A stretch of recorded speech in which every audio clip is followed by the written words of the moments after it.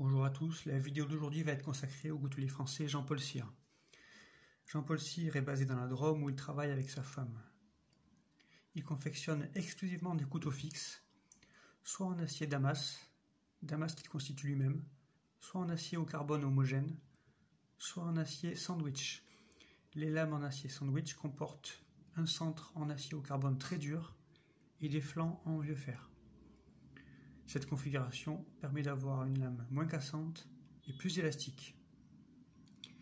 La pièce qui nous intéresse aujourd'hui a été achetée en 2015. Sa longueur totale est d'environ 36 cm pour une lame d'une longueur de 22 cm.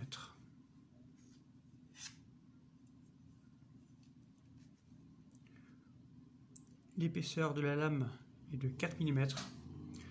Comme on peut le voir ici, cette épaisseur reste importante jusqu'à la pointe.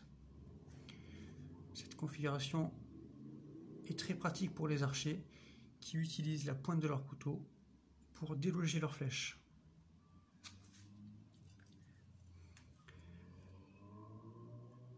La lame du couteau a été forgée dans un acier au carbone, très probablement du C130.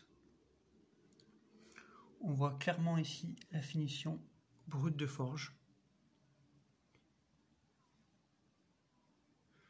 Ici, la ligne de trempe, c'est une lame à trempe sélective.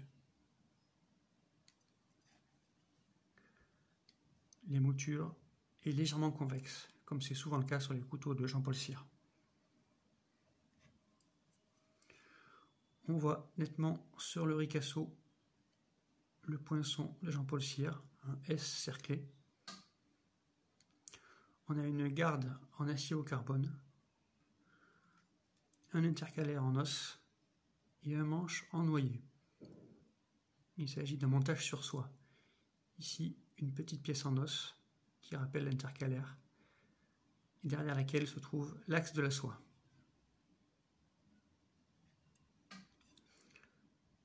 Donc on est en présence d'un très beau couteau, très représentatif du style de Jean-Paul Cyr,